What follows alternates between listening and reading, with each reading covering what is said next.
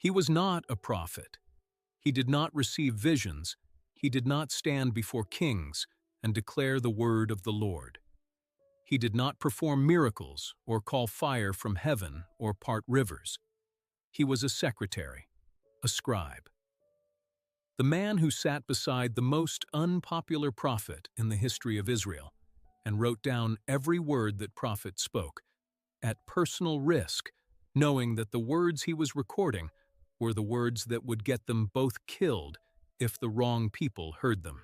His name was Baruch, son of Neriah, secretary, companion, and lifelong friend of the prophet Jeremiah.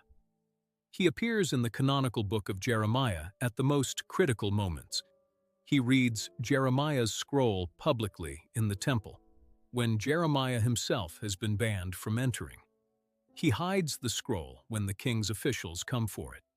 He witnesses Jeremiah's purchase of land in a besieged city, the most dramatic act of prophetic confidence in the entire Old Testament.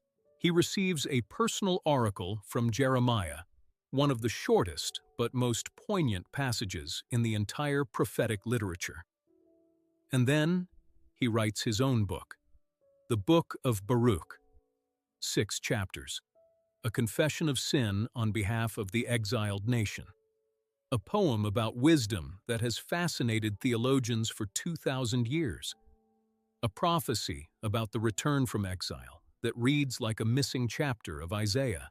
It is in the Catholic Bible, the Orthodox Bible. It was read in early Christian worship, and it was removed from the Protestant Bible 500 years ago. But what no one knew was what this hidden letter says to the church in exile today. Because the church you are part of, in the most prosperous, most secularized, most spiritually confused moment in Western Christian history, is living in Babylon. And Baruch wrote to Babylon, "Welcome to Journey Bible Stories. Subscribe right now." Today we open the hidden letter from Jeremiah's secretary. And what it says to the exiles, to us, is more urgent than anything most pulpits are preaching. Let's begin. To understand the book of Baruch, you need to understand the man who wrote it. Because Baruch is one of the most fascinating and most overlooked figures in the entire Old Testament. A man who was never a prophet, but whose faithfulness to a prophet shaped the entire preservation of the prophetic word. Jeremiah 36. The year is 605 BC. The Babylonian Empire is ascending. Nebuchadnezzar has just defeated Egypt at Carchemish. The threat to Jerusalem is becoming existential, and God commands Jeremiah to write down all the words he has spoken since the beginning of his ministry, and to have them read publicly in the temple. Jeremiah cannot go to the temple himself. He has been banned. So he calls Baruch. He dictates. Baruch writes. And then Baruch goes to the temple on a fast day when the crowds are maximum and reads the entire scroll publicly. The officials hear about it. They summon Baruch. They listen to the scroll. And then they look at each other in fear. They say, "We must report these words to the king. But you and Jeremiah, hide yourselves. Don't let anyone know where you are." They know what will happen when the king hears.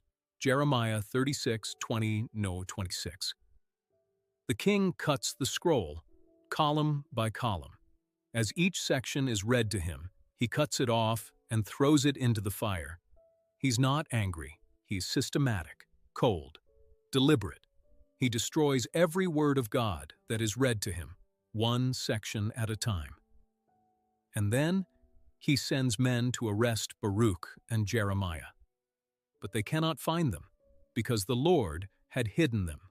But what no one knew was what this sequence reveals about Baruch's character. He was not the prophet. The words were Jeremiah's. The vision was Jeremiah's. But Baruch's role, going to the temple when Jeremiah could not, reading the dangerous words in public, hiding when the king's men came, required a specific kind of courage. Not the courage of the prophet who receives and declares, the courage of the servant who transmits and protects. The faithfulness of Baruch preserved the words of Jeremiah. And the words of Jeremiah are in your Bible because Baruch wrote them down. Before we open the book of Baruch, we need to read the most personal passage in the entire canonical Jeremiah, the short oracle addressed specifically to Baruch himself. Jeremiah 45, 1 chapter, 5 verses, the shortest independent oracle in the entire book of Jeremiah, and the most personal. God says to Jeremiah, "Say this to Baruch, I am about to break down what I have built and uproot what I have planted.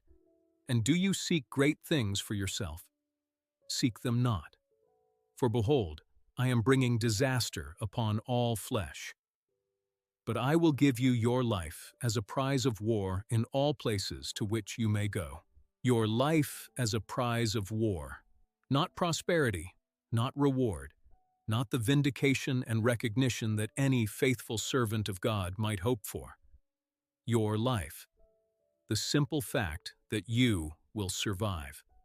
And then, the specific rebuke that tells us something important about Baruch at this moment. Do you seek great things for yourself? Baruch was seeking great things. He had given his life to Jeremiah's prophetic ministry. He had taken the risks. He had written the words. He had read the scroll. He had hidden from the king's men. And somewhere in all of that, he had begun to hope for something more. Recognition, reward. A different outcome than the one the prophet kept predicting. And God says, "Seek them not." But what no one knew was the specific grace embedded in this rebuke. God does not rebuke Baruch and leave him without comfort. He says, "Your life will be given to you as a prize of war. In all the places you will go, all the places you will go. Baruch will be scattered. He will not stay in Jerusalem. He will travel to Egypt with Jeremiah, and according to tradition, eventually further. And in every place, his life will be preserved. Not great things, his life, which is, in the end, everything. The oracle to Baruch is the most honest description of faithful service in the entire canonical prophetic literature. You will not get great things. You will get your life. And your life, preserved by God through all the places you will go, is enough. The Book of Baruch, as we have it, is a composite text. Like many ancient documents, it appears to have been assembled from multiple earlier sources. Understanding its structure is essential to understanding its message. The text divides into 4 distinct sections, each with its own literary character and theological focus. Baruch 1:1-14. The historical introduction and letter of transmission. Baruch writes from Babylon, where he is living among the exiles, and sends a letter to the priests and people remaining in Jerusalem. He asks them to read it at the temple on feast days, and he sends money for sacrifices. Baruch 1:15, 3.8, the confession of sin, a sustained, formal, communal confession of the sins that led to the exile. The most extensive national prayer of confession in all of deuterocanonical literature. Baruch 3.9, 4.4, the hymn to wisdom. A poem about the nature of divine wisdom, where she can be found, who has access to her, and what she is. One of the most beautiful and theologically significant poems in all of ancient Jewish literature. Baruch 4.5, 5.9. The Poem of Consolation. An address to the exiled community, first from Jerusalem, then from Baruch himself, proclaiming comfort and the promise of return. But what no one knew was how precisely this structure mirrors the structure of the canonical prophecy of comfort in Isaiah 42-55. accusation and acknowledgement of sin, the revelation of divine wisdom, the promise of return and restoration. The Book of Baruch is structured as a condensed version of the great Isaianic comfort prophecy, written from inside Babylon by the man who witnessed what sent Israel there. Isaiah prophesied the exile from a distance. Baruch wrote about it from inside it. Both are necessary for the complete picture. Baruch 1:15, 3.8, the confession of sin. And it begins with words that are among the most honest in all of ancient religious literature. Baruch 1:15-17. The Lord our God is in the right, but there is open shame on us today, on the people of Judah, on the inhabitants of Jerusalem, and on our kings, our rulers, our priests, our prophets, and our ancestors, because we have sinned before the Lord. Open shame on us. The Lord is right. We have sinned. No negotiation, no qualification, no appeal to mitigating circumstances, no blaming the Babylonians, no suggesting that God's response was disproportionate. The Lord is right. We are in the wrong. Open shame. And then, Baruch 19:20, the specific description of the sin. From the day the Lord brought our ancestors out of the land of Egypt until today, we have been disobedient to the Lord our God, and we have been negligent in not heeding his voice. From the day of the Exodus until today. Not a recent failure, a generational pattern.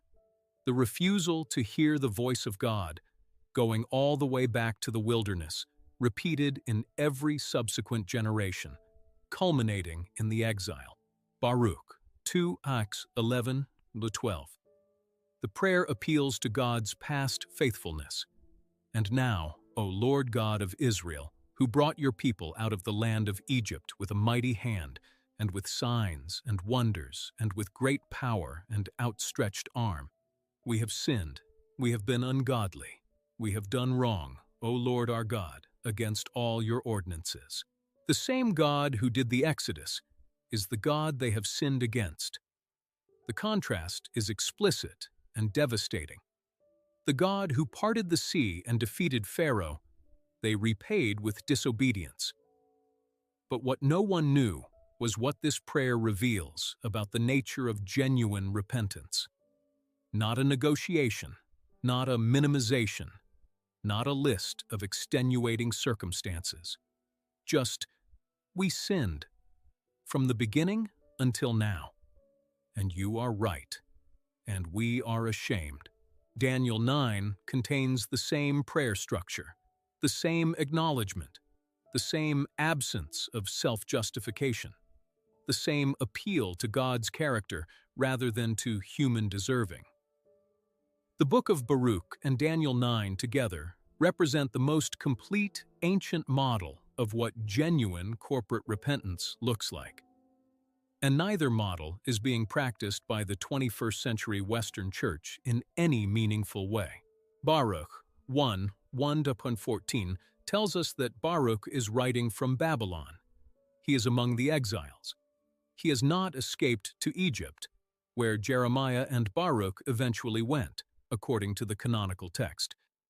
He is in Babylon, among the people who were taken there by Nebuchadnezzar. And what Baruch does from Babylon is extraordinary.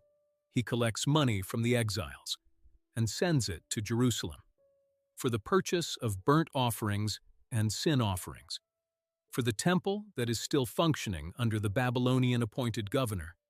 He asks the Jerusalem community to pray for Nebuchadnezzar and for his son Belshazzar. Pray for Nebuchadnezzar, the man who destroyed Jerusalem, who burned the temple, who took the people of God into captivity. This is precisely what Jeremiah had commanded the exiles in his famous letter, Jeremiah 29:7. Seek the welfare of the city where I have sent you into exile, and pray to the Lord on its behalf, for in its welfare you will find your welfare. Pray for the city of exile, for the welfare of the empire that has conquered you. because your welfare is tied to its welfare for the duration of the exile. But what no one knew was the specific theology this posture embodies. Baruch, in Babylon, is modeling what faithful exile looks like. Not resistance, not assimilation, not despair, not the false hope of immediate return. Faithful engagement with the reality of exile while maintaining the practices, sacrifice, prayer, confession, that preserve covenant identity. This is the model Paul applies in Romans 13. Be subject to the governing authorities. Pray for kings and all in authority. 1 Timothy 2:2. The theology of faithful exile, first articulated by Jeremiah and practiced by Baruch, becomes the New Testament theology of the church in the world. The church is always in some form of Babylon. The question is, how to live there? Baruch shows you. Baruch 3.9, 4.4. The Hymn to Wisdom. And this is the section of the Book of Baruch that has generated the most theological discussion, because what it says about wisdom places it in direct conversation with some of the most significant theological claims in the entire New Testament. Baruch 3:9-14 opens with an urgent call. Hear the commandments of life, O Israel. Give ear and learn wisdom. Why is it, O Israel? Why is it that you are in the land of your enemies, that you are growing old in a foreign country, that you are defiled with the dead, that you are counted among those in Hades? You have forsaken the fountain of wisdom, the exile caused by forsaking wisdom, not simply by specific moral failures, by the abandonment of the source, the fountain of wisdom, the living water that Israel was given access to and refused to drink.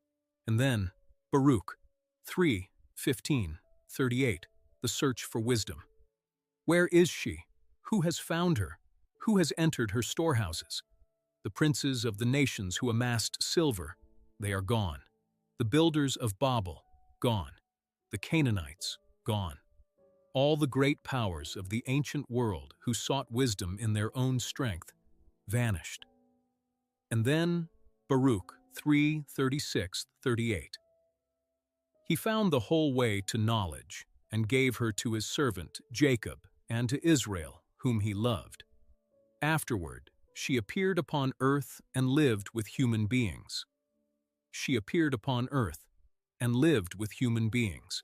But what no one knew was how precisely this sentence, written centuries before Christ, maps onto the prologue of John's Gospel. John 1:14. The Word became flesh and lived among us. The same structure, the same movement, from the divine realm into human experience. The same dwelling, the same incarnational presence. John 1:1. In the beginning was the Word. Proverbs 8:22. Wisdom was the first of God's works. Both describe a divine figure present from the beginning, through whom creation was made, who eventually enters human experience. The Hymn to Wisdom in Baruch is one of the most important Old Testament background texts for understanding John's prologue. And most Protestant Christians have never read it. Baruch 4:1-4, the climax of the Hymn to Wisdom, and the most theologically specific statement in the entire book. She is the book of the commandments of God, the law that endures forever. All who hold her fast will live, and those who forsake her will die. She is the book of the commandments of God. The Torah.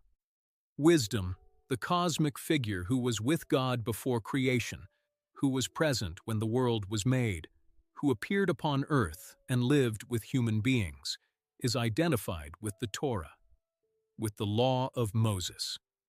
This is the same move that John makes, but in reverse. Baruch identifies wisdom with the Torah. John identifies the same wisdom, now called the Word, the Logos, with Jesus Christ. Both texts are drawing on the same wisdom tradition. Both are saying that the cosmic figure present at creation has entered human history. Baruch says she entered as Torah, the written law given to Israel. John says she entered as flesh, the incarnate Son of God. The Book of Baruch is, in this sense, the perfect theological bridge between the Old Testament wisdom tradition and the New Testament Christology of the Johannine Prologue. It takes wisdom from Proverbs and gives her a specific historical address, the Torah of Moses. John takes the same wisdom and gives her an even more specific address, the body of Jesus of Nazareth. But what no one knew was the specific implication this creates for understanding the law and the gospel relationship. The Torah was never simply a code of rules. It was the incarnation of divine wisdom into a specific historical form, accessible to Israel, designed to shape a community that would be ready to receive the fuller, final incarnation of that wisdom when he arrived. The law is wisdom. Jesus is wisdom incarnate. The law was the preparation. Jesus is the fulfillment. And Baruch, writing from Babylon 6 centuries before Bethlehem, had already seen the structure of the movement. Baruch 4:5-29. One of the most extraordinary sections of the entire book, and one of the most moving pieces of ancient poetry in all of Jewish literature. Jerusalem speaks. The desolate city, her children taken, her temple burned, her walls broken, addresses her scattered children directly. Baruch 4:9-16. For I sent you out with sorrow and weeping, but God will give you back to me with joy and gladness forever. For as the neighbors of Zion have now seen your capture, so they soon will see your salvation by God, which will come to you with great glory and with the splendor of the everlasting. My children, endure with patience the wrath that has come upon you from God. Your enemy has overtaken you, but you will soon see their destruction and will tread upon their necks. Jerusalem speaking, like a mother whose children have been taken. She sent them out with sorrow. She will receive them back with joy. The desolation is real and temporary. The restoration is promised and certain. And then, Baruch 4:17-20, Jerusalem acknowledges her own role in what happened. She had not sent them away willingly. She had watched helplessly as they were taken. But she also acknowledges the one who allowed their taking is the one who will bring them back.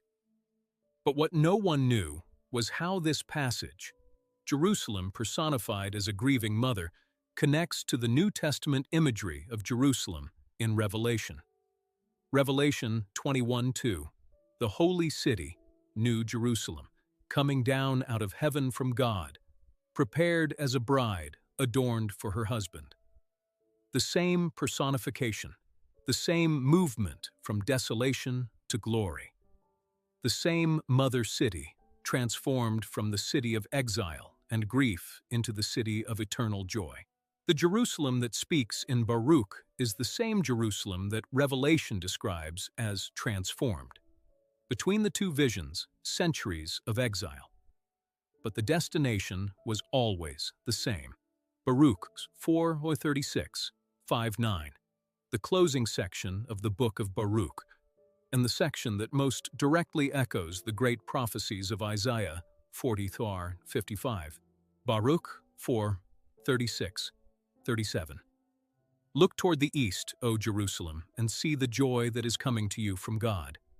Look, your children are coming, whom you sent away. They are coming, gathered from east and west, at the word of the Holy One, rejoicing in the glory of God. Gathered from east and west, at the word of the Holy One, rejoicing in glory. Compare Isaiah 43:5-6. Fear not, for I am with you. I will bring your offspring from the east, and from the west I will gather you. I will say to the north, give up, and to the south, do not withhold. Bring my sons from afar, and my daughters from the end of the earth. The language is so close that scholars have debated for 2 centuries whether Baruch is quoting Isaiah or whether both texts are drawing on a common prophetic tradition. The gathering from every direction, the divine command that initiates the return, the joy of the returning exiles. Baruch 5:1-4. Take off the garment of your sorrow and affliction, O Jerusalem, and put on forever the beauty of the glory from God. Put on the robe of the righteousness that comes from God. Put on your head the diadem of the glory of the everlasting. For God will show your splendor everywhere under heaven. The garment of sorrow, replaced by the robe of righteousness. The diadem of glory, the splendor shown everywhere under heaven. But what no one knew was the specific canonical echo this creates with Revelation 19:8, fine linen, bright and pure, the righteous deeds of the saints, is the bridal garment of the church. The same image, the same movement from mourning garment to glory garment. The same God who clothes the desolate city, clothing the bride for the wedding. Baruch is a bridge between Jeremiah's weeping and Isaiah's comfort, between the exile and the return, between the desolate city and the heavenly bride. The Book of Baruch is in the Catholic and Orthodox Bibles. It is not in the Protestant Bible. And understanding why requires understanding one of the most significant decisions of the Protestant Reformation. Martin Luther, in his translation of the Bible into German, completed in 1534, placed the deuterocanonical books in a separate appendix labeled the Apocrypha. His reasoning was based on the principle of the Hebrew canon, the books accepted as authoritative scripture in the Jewish tradition. The Hebrew canon does not include Baruch. Jerome, the 4th century scholar who produced the Latin Vulgate translation, had already raised this issue. He noted that Baruch was not in the Hebrew canon and expressed reservations about its canonical status. The Council of Trent in 1546, responding to Protestant challenges, formally declared the deuterocanonical books canonical for the Catholic Church. Protestant traditions generally followed Luther's position, but what no one knew was the specific historical complexity of this decision. The Dead Sea Scrolls, discovered in 1947, did not include Baruch. This appears to support the non-canonical status of Baruch in ancient Jewish usage. However, the Septuagint, the Greek translation of the Old Testament that was the Bible of the early Church and is quoted throughout the New Testament, includes Baruch as an appendix to Jeremiah. The early Church received Baruch as part of the Jeremiah complex because Baruch was Jeremiah's secretary, and the book was understood as directly connected to the Jeremianic tradition. The exclusion decision, like all canonical exclusion decisions, was made on legitimate grounds. The book's absence from the Hebrew canon, the uncertainty about its date and authorship, the impossibility of conclusively demonstrating apostolic authority for a pre-Christian text. But the exclusion does not make Baruch wrong. It makes it non-canonical by Protestant standards. And the serious Christian who has never read it has been deprived of a text of extraordinary beauty and theological richness by a 500-year-old canonical decision that most of them did not know was made. The most striking canonical parallel in the entire book of Baruch is its relationship to Daniel 9. 2 texts, 2 men in Babylon, 2 national confessions of sin, both extraordinary, both urgently relevant, and both almost certainly drawing on a common liturgical tradition. Daniel 9:4-19. Daniel prays. He confesses Israel's sin, systematically, comprehensively, without self-justification. We have sinned and done wrong, and acted wickedly and rebelled. turning aside from your commandments and rules. We have not listened to your servants, the prophets. Righteousness belongs to you, O Lord, but to us open shame. Baruch 1:15, 2:10. Baruch's prayer. The exact same structure. Righteousness belongs to the Lord. Open shame belongs to us. We have sinned. We have not listened to the prophets. We deserve what has happened. The verbal parallels are so close that scholars have proposed three explanations. Either Daniel used Baruch, or Baruch used Daniel, or both used a common liturgical form, a standard form of national penitential prayer that was used in the exilic community. The third explanation is the most historically plausible. The exilic community, in Babylon, surrounded by the ruins of their national identity, developed a specific liturgical form for communal confession, a structured, formal, corporate acknowledgement of sin and appeal to divine mercy. Both Daniel and Baruch preserve versions of this form, but what no one knew was the specific urgency of this convergence for the 21st century Western Church. The exilic community developed a liturgy of corporate confession because they understood that what had happened to them was the collective consequence of collective sin, not individual failure, national unfaithfulness, generational disobedience.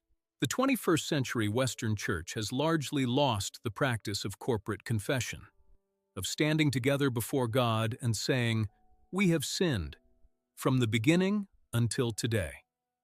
We have not listened to the prophets. Righteousness belongs to you. Open shame belongs to us." Baruch and Daniel together are calling the church to rediscover what the exilic community knew. The path forward from Babylon always begins with the same words. We have sinned. The framework of the Book of Baruch, a letter from an exile to other exiles, transmitted to the community in Jerusalem, is not simply a historical curiosity.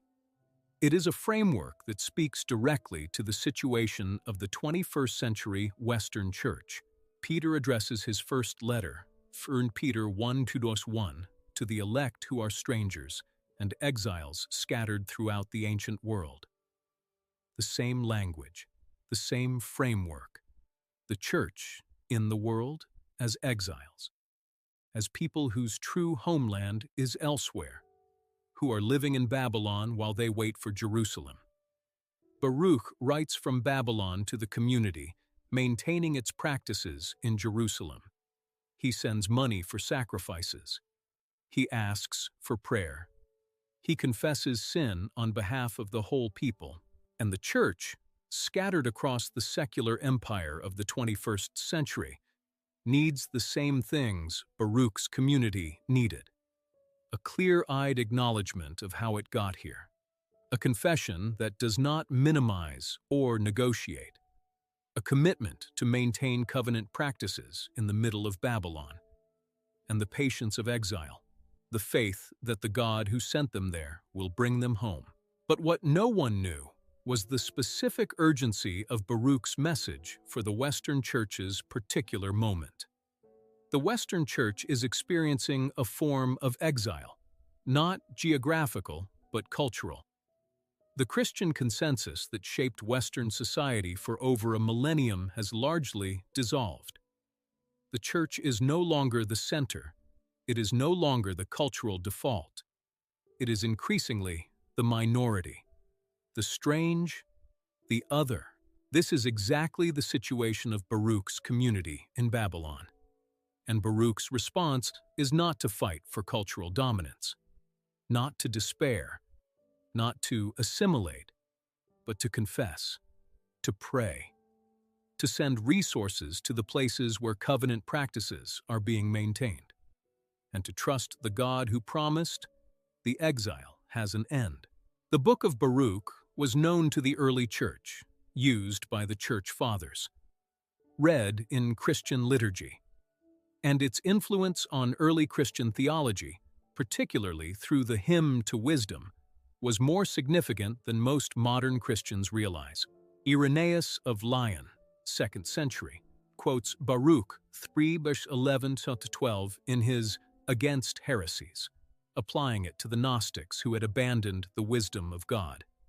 He treats Baruch as authoritative, using it to make a theological argument in one of the most important anti-heretical texts of the early church.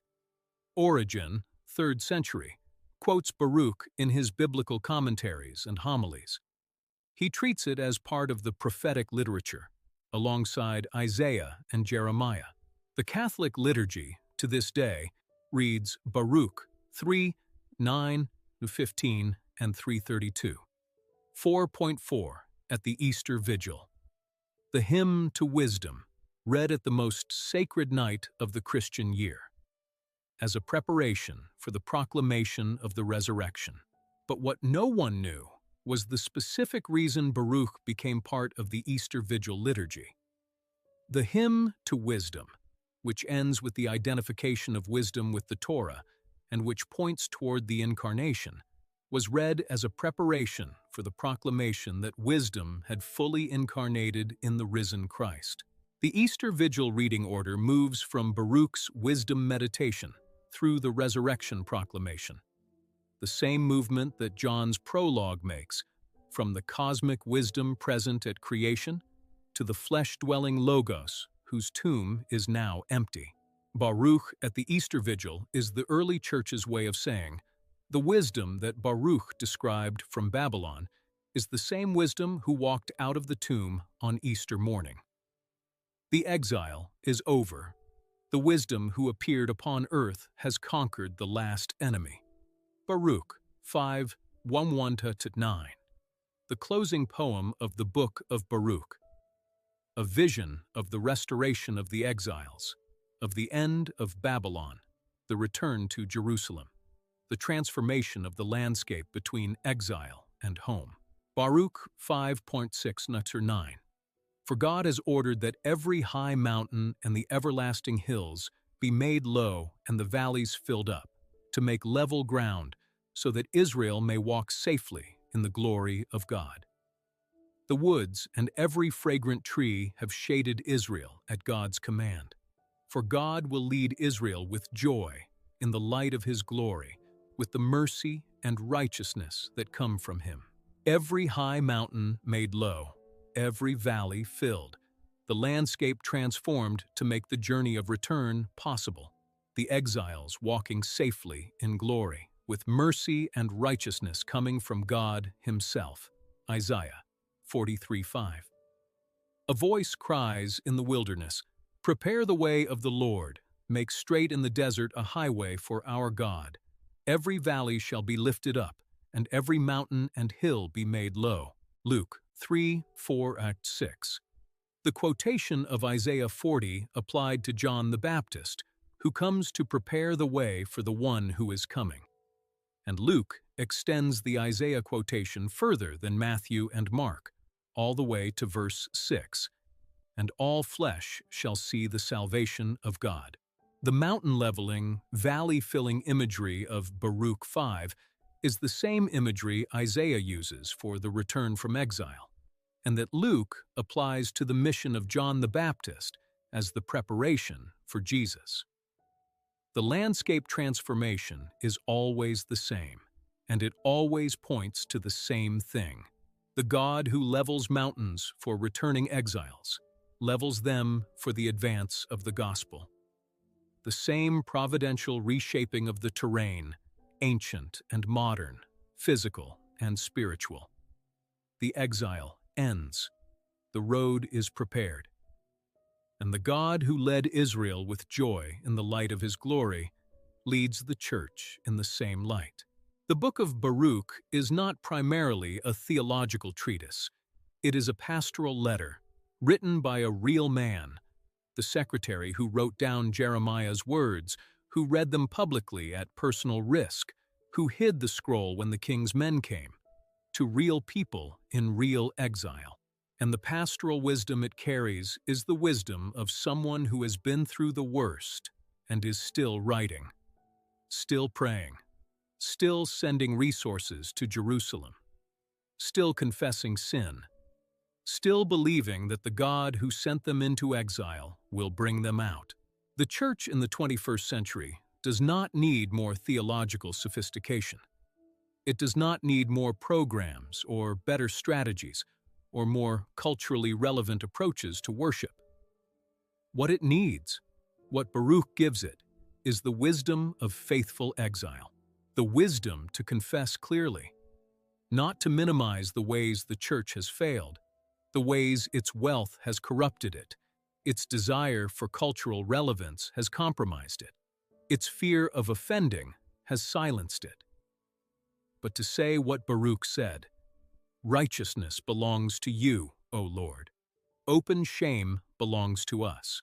The wisdom to maintain covenant practices in Babylon, to continue praying, to keep sending resources to the places where the covenant is being maintained, to observe the feast days and the Sabbaths and the prayers that keep the community oriented toward the God who will bring the exile to an end, and the wisdom of patience.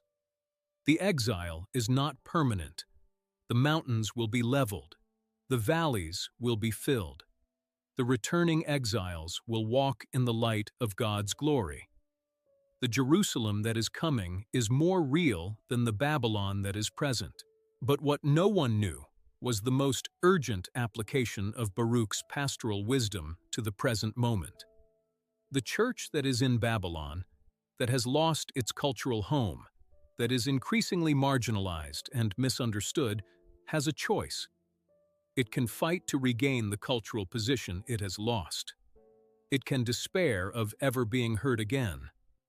Or it can do what Baruch did: write the letter, confess the sin, hymn the wisdom, proclaim the return, and trust the God who brings the exile to an end on his own timeline and by his own means. We have traveled from the temple where Baruch read the dangerous scroll to the banks of the Euphrates, where he wrote his letter. From the national confession of sin to the hymn to wisdom. From Jerusalem speaking as a grieving mother to the poem of return that echoes Isaiah. From the early church Easter Vigil to the 21st century church in cultural exile. And now, the most urgent question. Are you doing what Baruch did? Not the dramatic things, not the burning bush moments or the fire from heaven moments. The ordinary faithfulness of the man who was not a prophet but served the prophet, who wrote down the dangerous words, who read them publicly, who hid the scroll, who collected money in exile and sent it to Jerusalem, who confessed sin on behalf of a whole people, who hymned the wisdom he could not fully understand, who prophesied the return he would not live to see. Baruch was a secretary. He did not get great things. He got his life, and with his life, he wrote one of the most theologically rich, most pastorally urgent, most beautifully composed books in all of ancient religious literature. From Babylon, while everything he had known was gone, while the temple was in ruins, while the king who burned the scroll was still on his throne, while the exile stretched ahead with no visible end, he wrote anyway. He prayed anyway. He confessed anyway. He hymned wisdom anyway. He proclaimed the return anyway. This is the calling of the church in Babylon, not to wait for better circumstances, not to wait for the exile to end before beginning to live faithfully, but to write the letter now, to confess now, to hymn the wisdom that appeared upon earth and lived among us now, to proclaim the return that is coming even from inside the exile that is present. Baruch was not a prophet, but what he wrote from Babylon for the exiles about the God who was going to bring them home has been read in churches for 2,000 years. You are not a prophet either. But what you do faithfully from inside your own Babylon for the people around you who are also in exile, that matters. It is being written in the heavenly tablets. It will be remembered. Write your letter from wherever you are to whoever is listening. The God who brought Israel home from Babylon is bringing his church home from every Babylon she has ever been sent to. The mountains are already being leveled. The road is already being prepared. The return has already begun. He was a secretary. He did not get great things. He got his life, and with his life, from Babylon, surrounded by ruins, while the king who burned the scroll sat on his throne. He wrote one of the most honest, most beautiful, most theologically sophisticated texts in all of ancient Jewish literature. Confession first. We have sinned, from the day of the Exodus until today. Righteousness belongs to you. Open shame belongs to us. No negotiation, no minimization, just truth. And then, wisdom, the cosmic figure present at creation, who appeared upon earth and lived among human beings, who was given to Jacob as Torah, who would one day be given to the world as flesh. The book that almost nobody reads, pointing with extraordinary precision to the prologue of the gospel that almost everybody knows. In the beginning was the Word. She appeared upon earth and lived with human beings. Different words, same truth.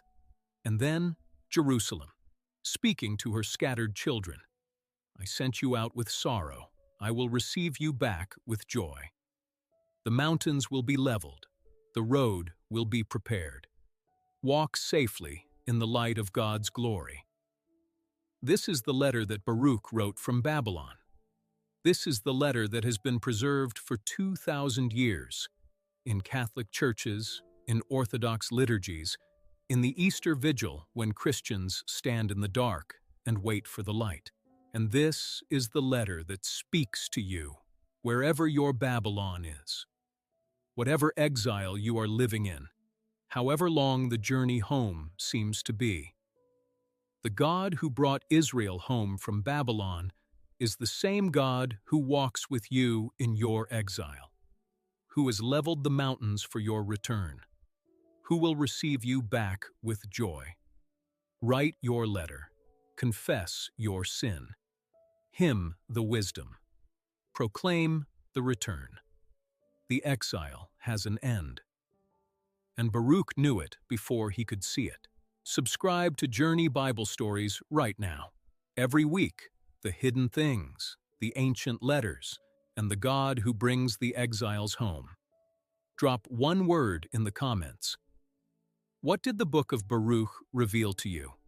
Share this with someone who is in Babylon, someone who has lost their cultural home, someone who needs to hear that the mountains are being leveled and the road is being prepared. The return has already begun. See you in the next one.